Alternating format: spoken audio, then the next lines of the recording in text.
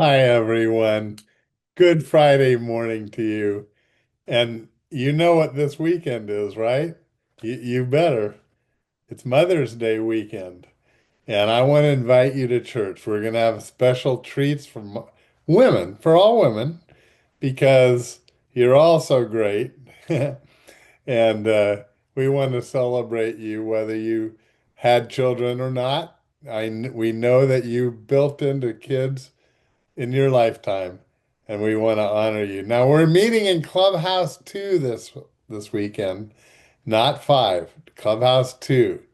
I know we always forget it, but we're not going to. This week we're going to remember Clubhouse 2. So come on down by the golf course, and I'd love to greet you this Sunday. If you have your own church, then boy, you just go there and you worship like crazy because God is pleased at that. So, but if you don't have a church, we invite you to come to Clubhouse too. Now, today we're going to do another verse and thought inspired by A.W. Tozer when he was pastor in 50s and 60s in Chicago.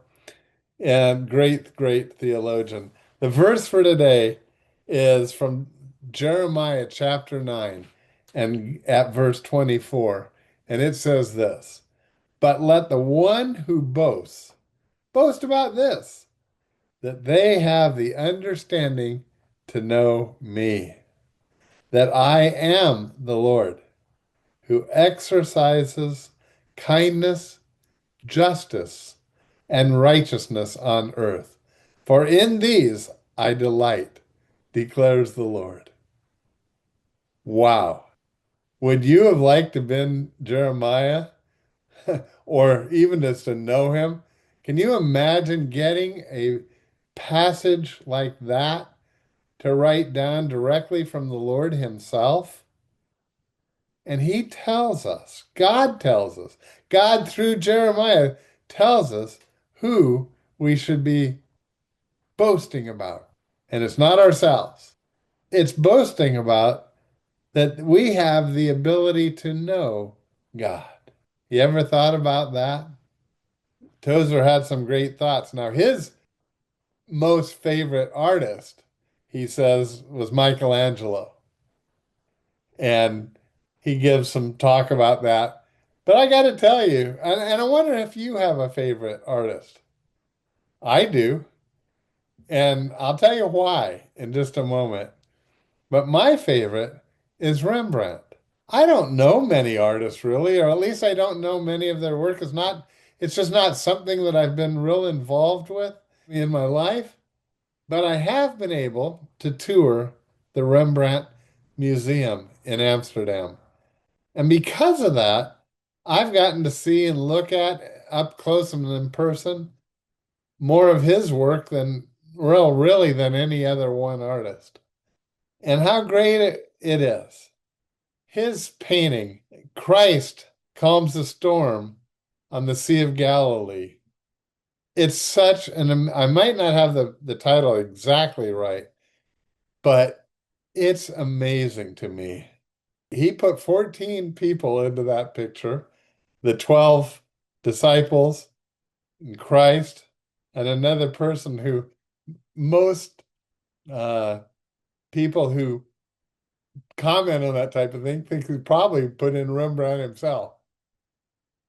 But I don't know. There's 14 people on the boat. And he's picturing it right before Christ calms that storm. And I love it so much because it just captures the fury of what it must have been like beyond that storm, on that ship, boat, prior to while the storm was raging. And then you begin to appreciate, and Rembrandt has so many other great works, so many of them Christian. So I like to believe that he indeed was a believer. I don't really know. But boy, wouldn't I love to have met him and talked to him about these things. And how do you get such fine, fine detail. It's like each brush stroke is like perfect. How do you do that? I can't imagine how long it must have taken. It was in the 1630s when he did that painting. As an aside, that painting is also famous because it was stolen out of a museum in 1990 and they have never found it. Can you imagine? And the FBI is still looking for it and has put a $10 million reward on the return of one Rembrandt painting. $10 million. But the fact is this, I'll never meet Rembrandt. I can admire his work, but I'll never know him. But there is an artist that I can know, and it's the one who made all that you see behind me. Tozer put it this way, and he wrote this paragraph long before we were going to the moon, long before we were thinking of going to Mars, but he wrote this. This was in around 1960, Tozer wrote this. So let men turn their telescopes on the heavens and their microscopes on the molecules. Let them probe and search and tabulate and name and find and discover. Boy, all the stars that are out there, there's so many that I've seen where you can buy one and name it yourself. Well, the fact is, God knows each and every one. And I think he has a name for each and every one. But Tozer says, I can dare say to those people who do all that searching, I know the one who made all of this. I'm personally acquainted with the one who made it. I hope you can say that too. And here's our verse again. But let the one who boast about this, that they have the understanding to know me, declares the Lord. Man,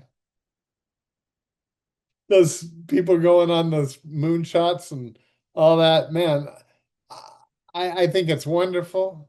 I think it's, they're starting to see some of the beauty in some of these scenes that only God has seen before.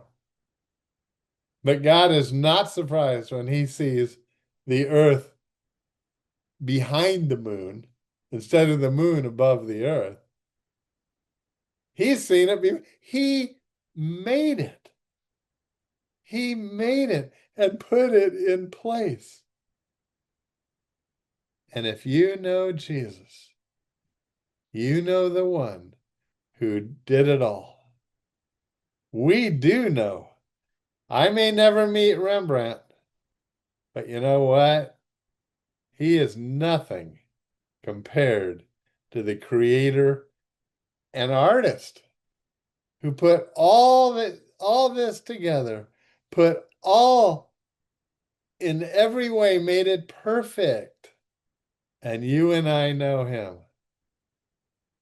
When we talk about, if I'm assuming that if you're watching this, I hope that you have asked Jesus to come into your life. You can know the Creator God personally. And I pray that you would do that today. Don't put it off. And then I hope to see you come to service on Sunday. And let's worship the Creator of all this. Let's do it together. Hey, God bless. Have a wonderful weekend. I'll see you back here on Monday.